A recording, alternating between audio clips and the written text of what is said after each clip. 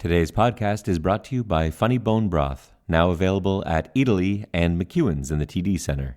Or you can visit them at funnybonebroth.com.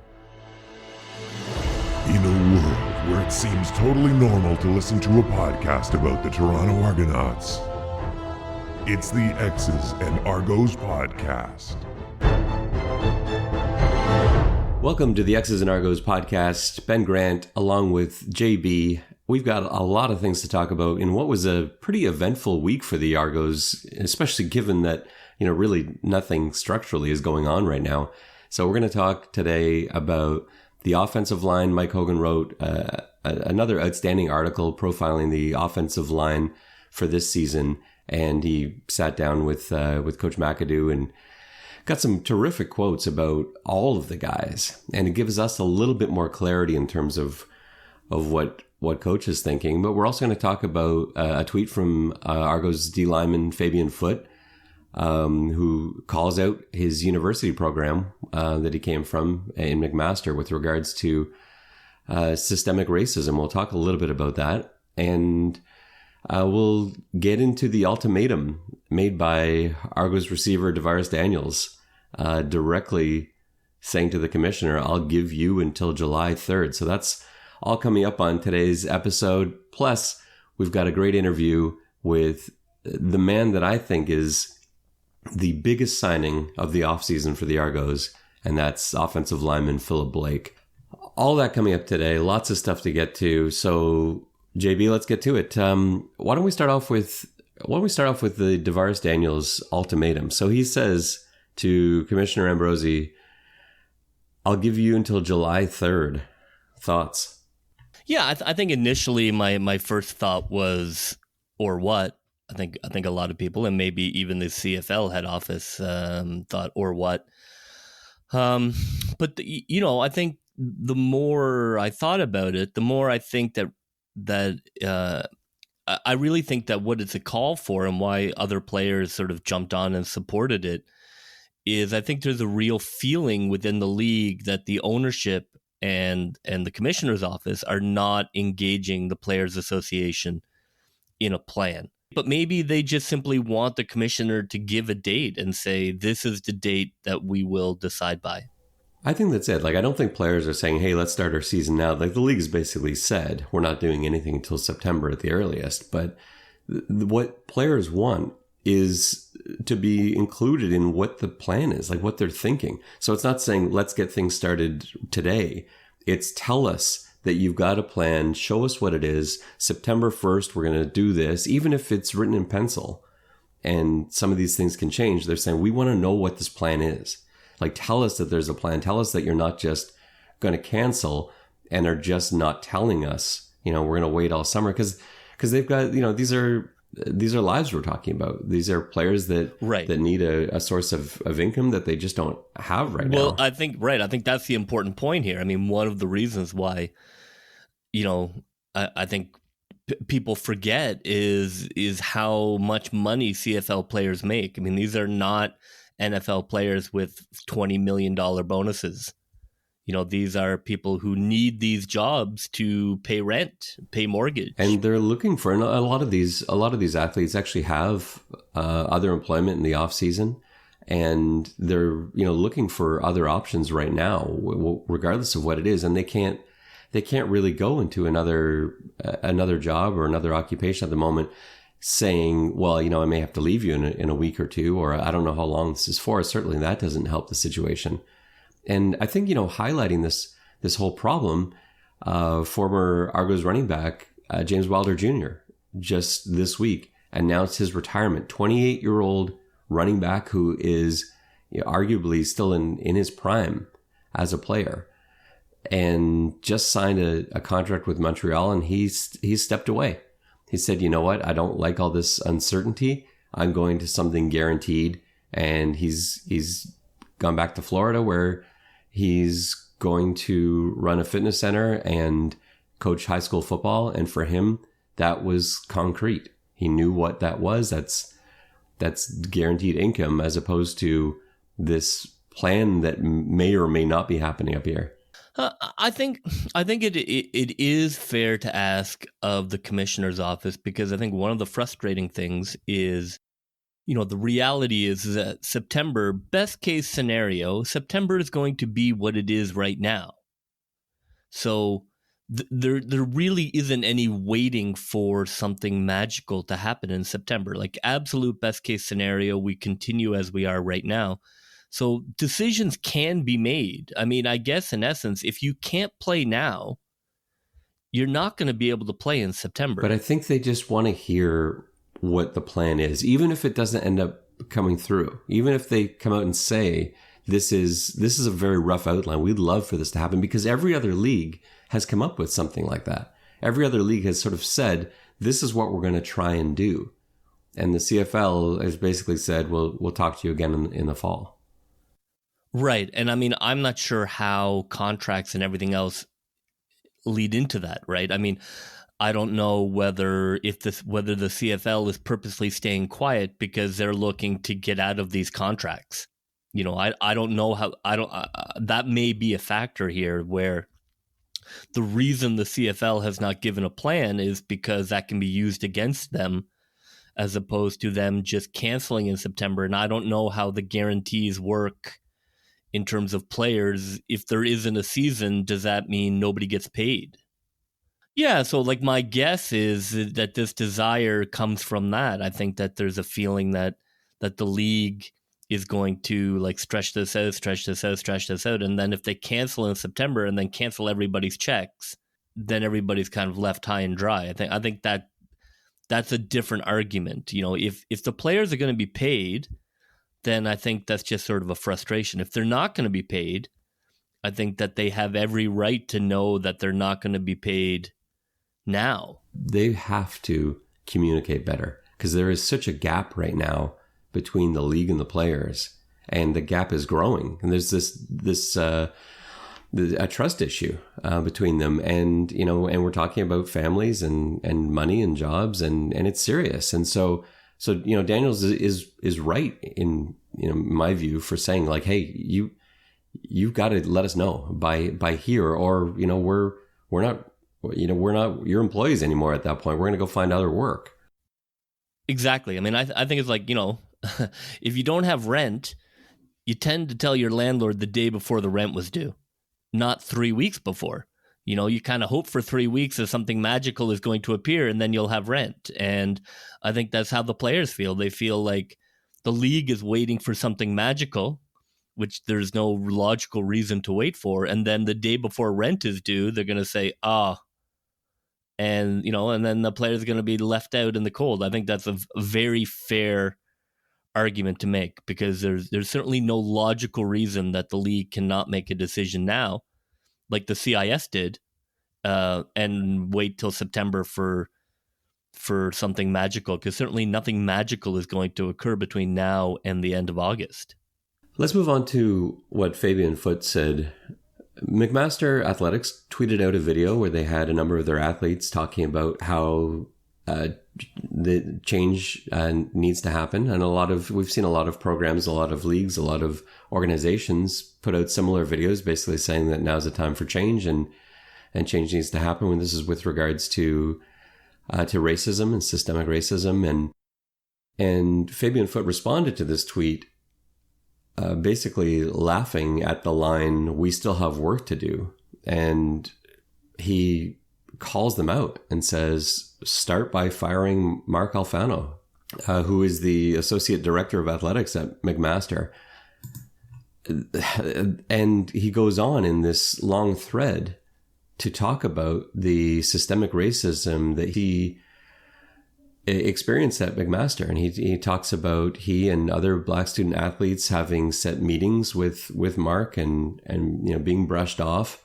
And he goes on to talk about how he felt very discriminated against as a Black student athlete at McMaster, saying that he was told by a coach to sell drugs in order to make money for tuition. He has some pretty heavy accusations. Yeah, I mean, I read the thread, and I think that it speaks to the importance of organizations and institutions understanding that releasing a performative video where kind words are said, or sort of maybe even potentially empty words are said about race relations and addressing racism, is not enough. That, that sort of thing happened 3 or 4 years ago. And now what this is something different, that there is a real demand for institutional self-reflection, and that these organizations and schools need to really look at themselves and really understand that they have made mistakes, and they need to really address those mistakes in a substantial manner. That releasing a video or wearing a t-shirt is not going to be enough. What I really liked about the tweet thread is just a reminder that the work that needs to be done is significant and needs to be transformational, and is far deeper than I think a lot of organizations and institutions were ready for. In terms of, I'm not talking about you need to fire a lot of people, but I'm talking about you need to be really self-reflective about, where have we made mistakes? Have we done a good job in the past of addressing racism or giving people an opportunity to discuss racism? What sort of mechanisms have we had to allow for people to lodge complaints or to talk about it? And if we haven't had any of that in the past, then we need to do that moving forward. I don't think any organization should go about saying, well, we've never had racism, so we're fine moving forward. I think it's important. Like, for example, the Argos, I think you need to, from a football point of view, take a look at your organization, take a look at your hiring practices, take a look at what mechanisms do we have for complaints. Football field can be a very kind of raucous, R-rated place. And where is that balance between that and education for coaches to understand that certain things are out of bounds, where maybe they wouldn't have been out of bounds 2 years ago, whether you're making a joke about selling weed or sending players back to where they came from. Those sorts of things were really common on football fields. And I think that people didn't realize the power that was behind those kinds of comments. And so that's the kind of thing you really want to see from an organization, that coaches and the organization are making commitments to becoming educated, in installing policies, installing practices that allow for self-reflection and for things to be checked. And, I think that was a great call out. In this case, we're talking about one university, but I think it can apply to any organization, that what has to happen is not superficial and performative. What has to happen is real self-reflection, and potentially even external reflection. If you can't get self-reflection done, external reflection being done on an organization and suggestions being taken and then implemented. So I really appreciated it, because I thought that it really drove home the fact that this is not a passing fad or sort of something that we're just going to have a slogan for 6 months and then we're going to move on and it'll be business as usual. I think there really is a desire for this to be real, lasting reform. So, I really appreciated his tweet thread, because when you read it, it certainly feels like there were real problems with how players' complaints were being respected and not acted upon. And people are paying attention to this tweet too. It has generated a lot of conversations, and there's been responses from Glenn Grunwald. There have been responses from people that have played with Fabion and played at McMaster, and it's not going to go away. And so there has to be some sort of investigation. Yeah, I think that there is a real frustration, and I think there is a very heightened sense of, we're not going to accept a superficial response to this, that those people who have run these organizations for so long have a lot of work to do, and the change that's going to happen is going to have to be real and significant.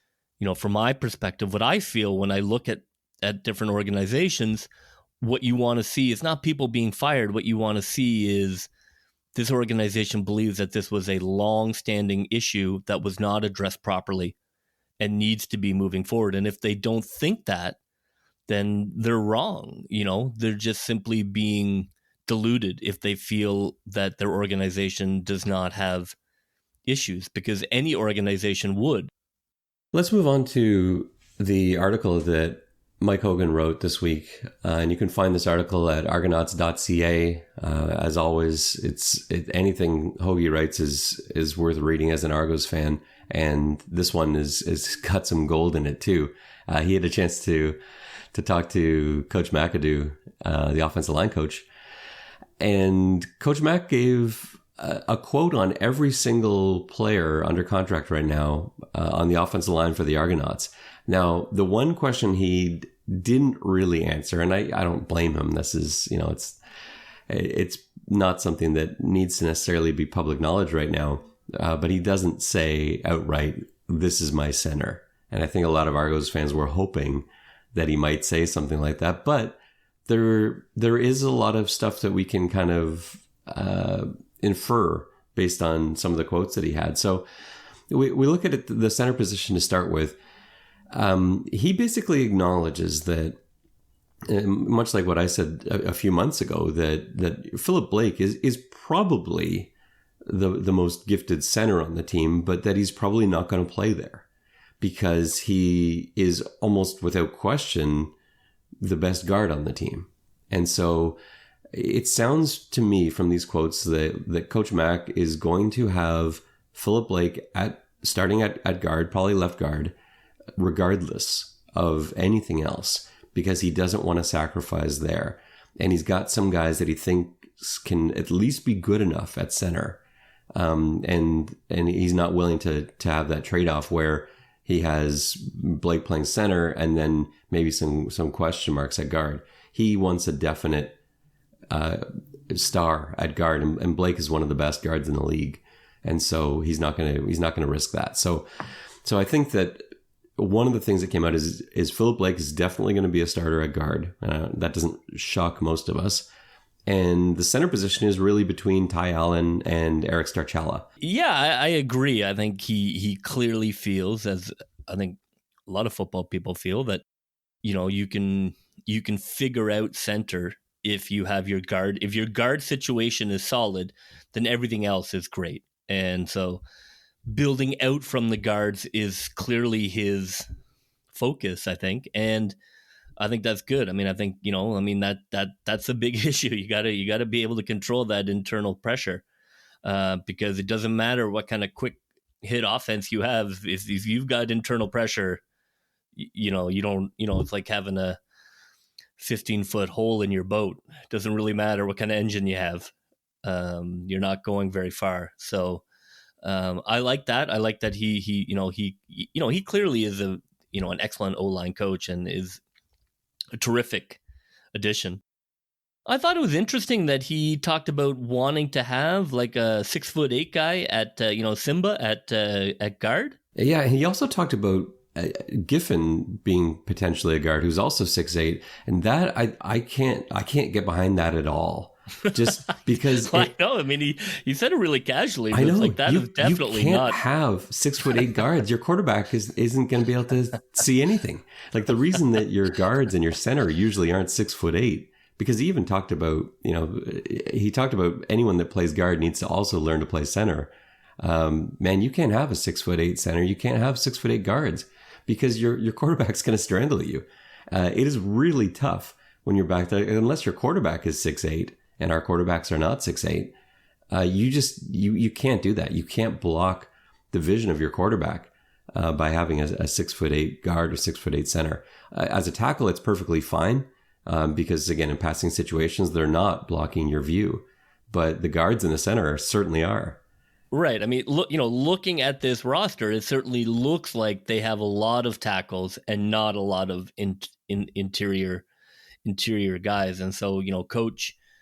coach can talk about everybody playing center and everybody playing guard, but that's not going to make it so. Yeah, I just can't see, like, he's obviously got some reservations with regards to Simba and Giffen with where they are now in terms of making them tackles, because you do want to bring a tackle along. Sometimes you often will start them as an interior lineman until they get more comfortable with the game, and then, move them outside.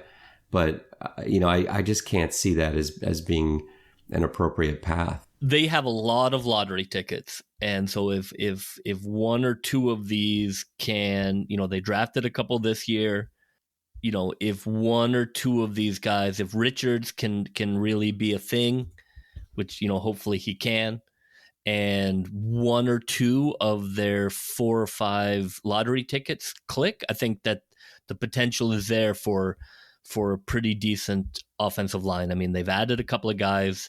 Yeah, I think, like, the way I see it, so the way that I sort of interpreted his analysis, so he's got Ty Allen and Eric Starchella at center.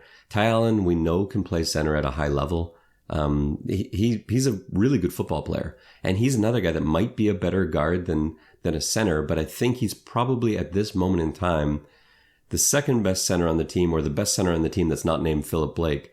And so by default, the best center on the team. So I think he probably starts there. Eric Starchella is a terrific football player, but his 1 year at center at Guelph, wasn't at the level that it needs to be in terms of CFL play. So who do you see as their starting 5? Well, so the way he broke it down, I think Ty Allen is going to be the starting center. I think Philip Blake is going to start at left guard. And I think it's a battle between Dariusz Bladek. I keep saying Bladek. It's actually Bladek. I got to pronounce that better going forward. So I've got the Dariusz part down, but I always want to say Bladek. So Dariusz Bladek and Rubens Joseph. So between those two guys at right guard is the way I see it. You've also got, Shane Richards and Maurice Simba apparently competing for guard spots, but I think it's going to be Blake and Bladek or Joseph. And then in terms of tackles, now this was kind of interesting because he kept talking about the battle at left tackle. He didn't talk about a battle at right tackle, and that makes me think he's got Jamal Campbell at right tackle as a definite. Yeah, I think for sure. I think that makes sense. I don't see. I think that's a smart move by coach. I mean, I don't think there's any. I mean, what you don't want is coach to come in and completely blow everything up and try everybody at random positions. I think, he played right tackle last year. I think there's no reason not to give him another run out there, at right tackle. I mean, I think he's a professional right tackle. He's not the best right tackle in the league, but that's okay. Yeah, and I think that it also tells us some positive things about what Jamal Campbell's been doing in the offseason, because last year the knock on him was strength. He had size. His foot speed is unbelievable for a big man. And that was really the best quality he had, is that his feet were so quick. And he was just never going to get beat due to speed or agility or quickness. But he did sometimes get powered over. And so if he's been able to work on, and that's not an unusual thing for a young tackle coming into the league out of a youth sports program. And so if he's been able to add to his strength, and really improved himself physically, then there's no reason why Jamal Campbell can't actually go on to be an excellent right tackle. So I think in his mind, Coach Mack has got Campbell not just penciled in at right tackle, but written at least in pen, if not in stone, at right tackle, and that leaves a pretty interesting battle at left tackle, as he said, between Isaiah Cage, Randy Richards. Probably would be the other guy that's fighting for that spot. And Theron Churchill, he didn't say Theron Churchill was competing for a starting spot. He actually referred to him more as being the sixth man, which again isn't an unusual way to bring a high draft pick into the rotation. So I'm kind of looking at Theron Churchill as being, the way he worded it, active very early, but not necessarily a guy that we're going to see in the starting lineup, this season. Now, what was interesting is that you and I had talked about Churchill as probably being a better fit at guard than tackle. I don't feel like he was ready to commit to that. Coach Mack mentioned Churchill as being, possibly playing on the inside or playing a tackle. But I think the long-term plan for Churchill is to groom him to become either a right or left tackle. I think that's what the long-term plan is for him. That's probably enough from us right now. Why don't we get to one of those offensive linemen and see what he has to say about the O-line situation in Toronto.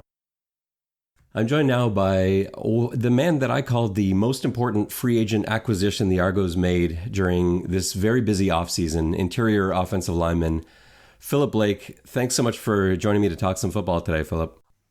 No problem. Glad to be able to talk to you. So when I talked to you the other day, you mentioned how amazing it was to be able to spend Father's Day with your kids. And it occurred to me, this is probably the first time that you've ever been able to do that.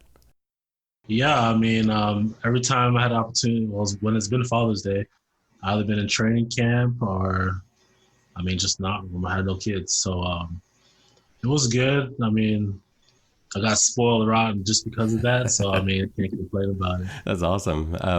COVID-19 obviously has been devastating, for the entire world. But the one ray of light that there's been for me is just that extra time I've been able to spend with my kids. And, you got 3 young kids. Like, how's it been these last few months, being there every day and watching them grow up and so on?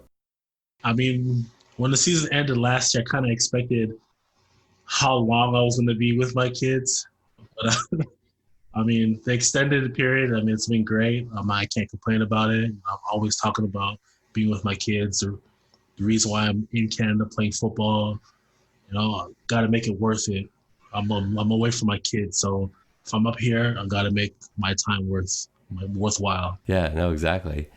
You've played it on so many different levels. So you played Toronto High School at Carr, where everyone's wearing different color pants, and then OVFL and Cégep in Quebec, American Community College, D1, and then NFL, CFL. Where do you think you saw the biggest jump, where your eyes open wide and there's a sudden understanding that there's so much more to football than you might have realized? That's kind of funny. When I was in Quebec playing in Cégep with Champlain, that's where I got the first football family and stuff like that. We're all together, and then I kind of had stopped when I went to when I first got to Texas because I had to sit out a year. And then I went to junior college and did all that. That's where I met my wife. I think it's gonna be funny, but the first time where I felt like professional football was when I got to the CFL. Playing in Montreal with the guys, that I got embraced differently than I did in the NFL, and it kind of built my confidence into what I'm doing right now. Quebec's such a fun place to play. I feel like, and you probably saw a little bit of that in Cégep. You talked about the family. You get the intensity, and you see it in Canadian college ball here, the Laval teams, the Montreal teams, and they take their football very seriously there. Oh yeah, football in Quebec is, it pretty much gave me my biggest opportunity. And every time I play with guys from Quebec, and I always tell them, how grateful I am to the province and stuff like that. So you're 34, but you don't have the same mileage on your body that a lot of pros have, playing, Pop Warner all the way through. You started a little later, and that's probably saved you, I think, a little bit physically. Do you ever, after a game, you see some of the younger guys slowly making their way out of the locker room? Do you feel younger than you are sometimes? Those young guys keep me young. I start talking to the older guys, and they start talking about old stuff. I'm like, I gotta get away from you guys. Yes, and retire. So I always try to stay with the young guys, keep up with them, because they're gonna be the ones that are gonna keep me young. So are you on team ice bath or team hot tub? I do a little of both. In Montreal, I didn't really get the opportunity because of the facilities. When I got to Saskatchewan, I utilized both of them. But personally, I don't like either.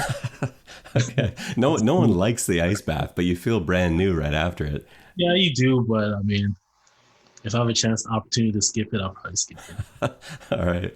I don't know. You gotta, as we get into these next couple of years, I think you gotta start, accepting those ice baths a little bit. If I get to that point, then I know my time's up. All right. That sounds sensible.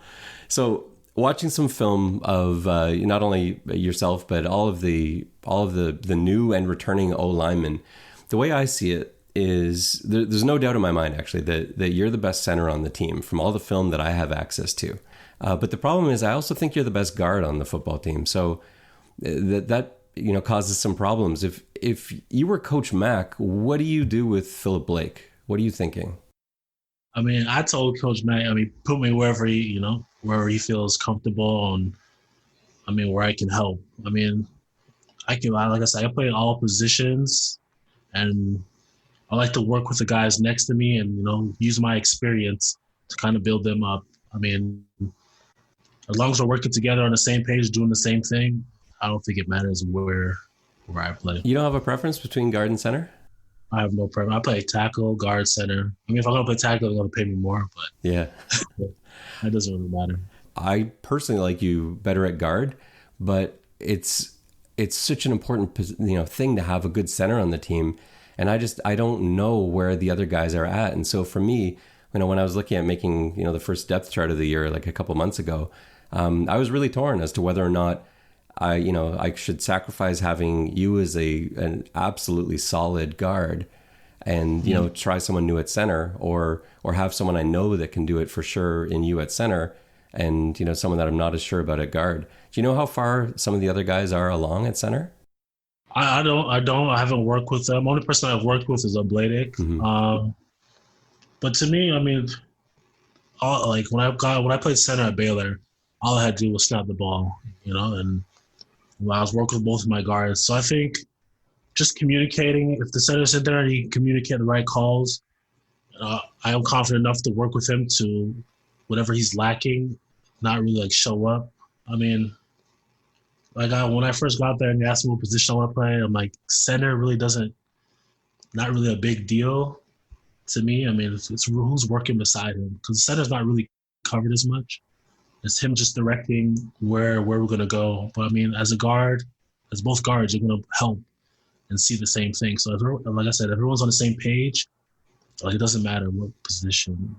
To me, at least that's to me.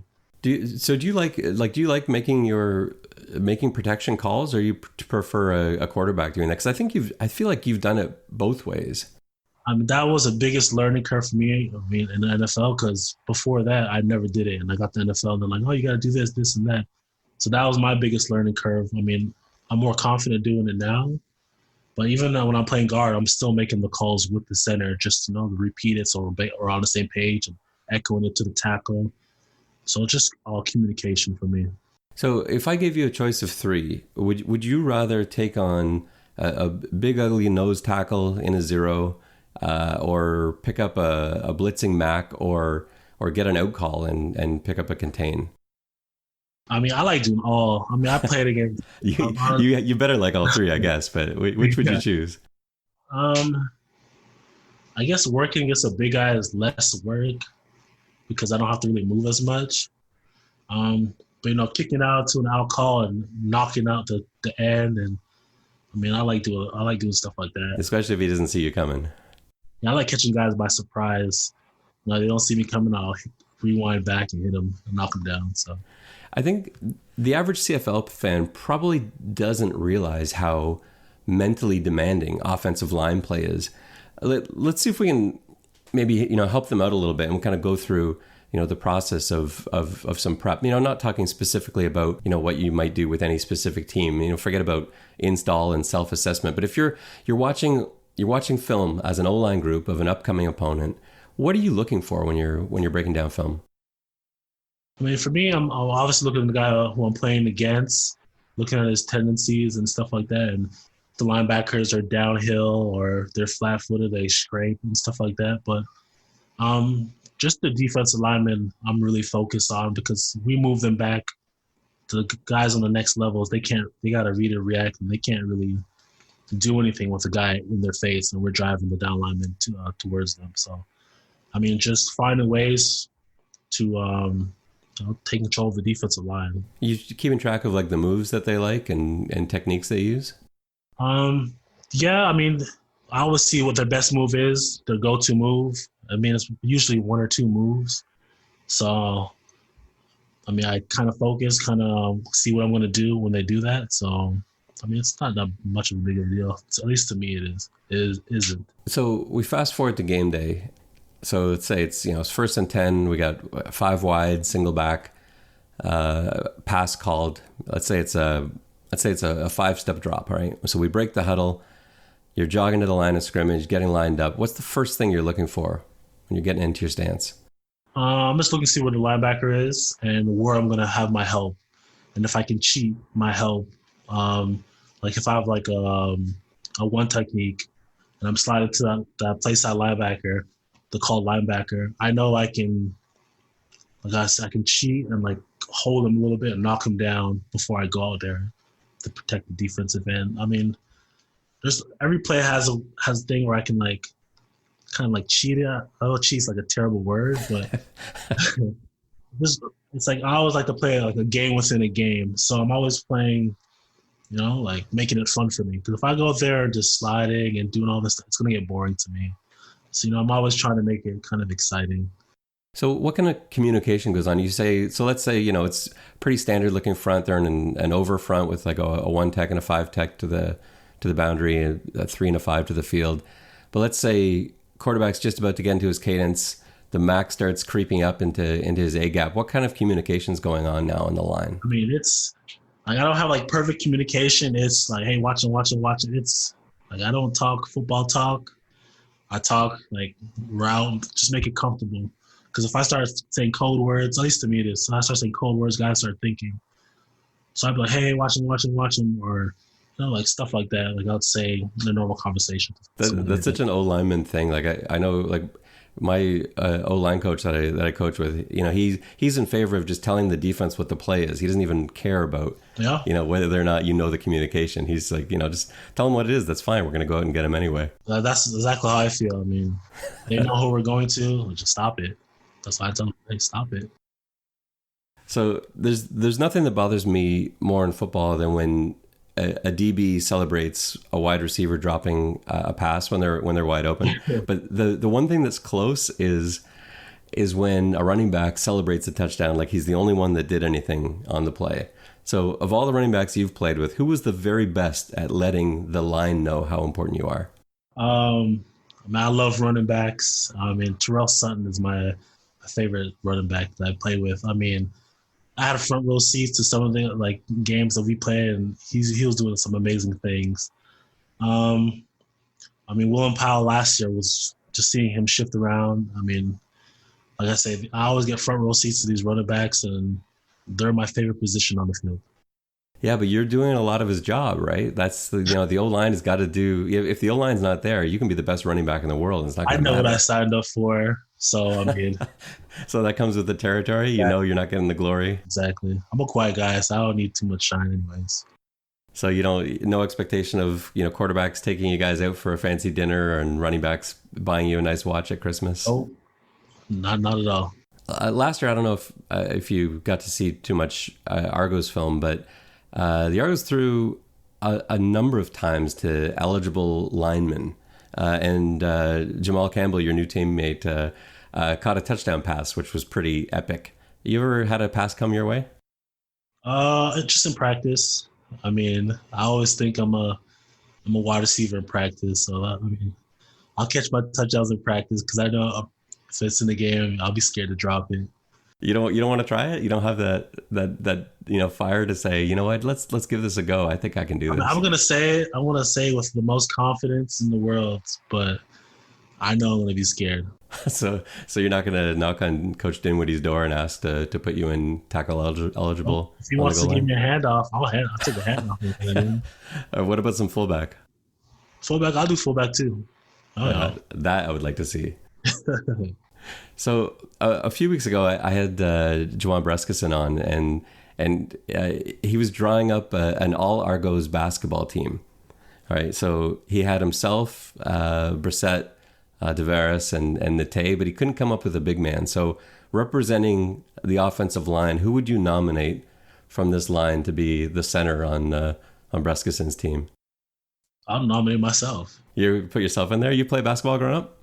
I played a little bit of basketball. My brother played basketball growing up. He played with Eastern Commerce. He played with Jamal McGlure. Nice.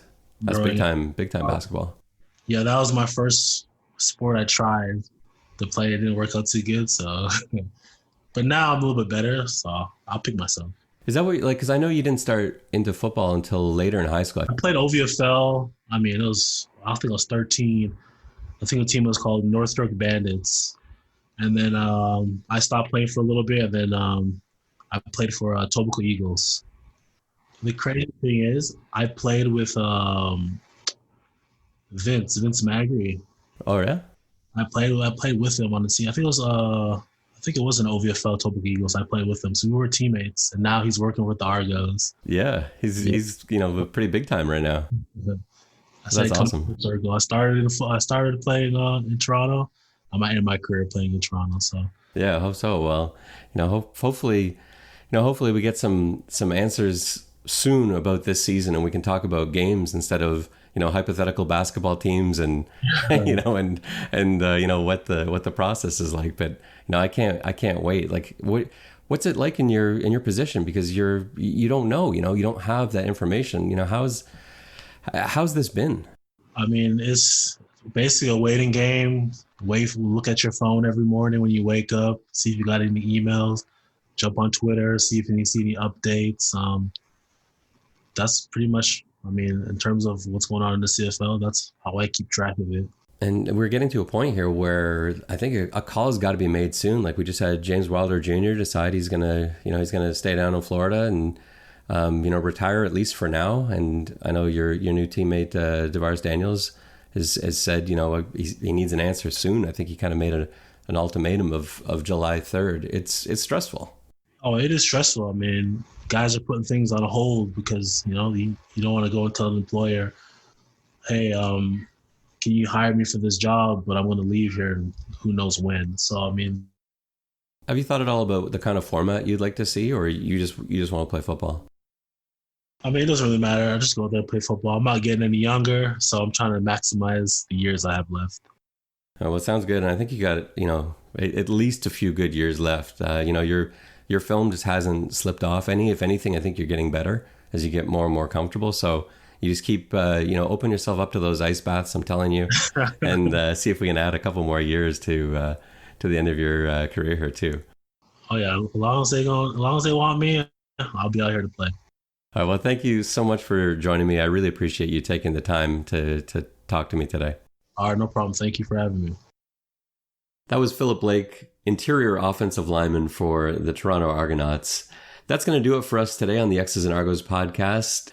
Thanks so much to Philip Blake for giving us some time today. As always, don't forget to subscribe, rate, and tell everyone you know about us. For JB, I'm Ben Grant saying so long, and may all your pre-snap reads be good ones. I'll see ya.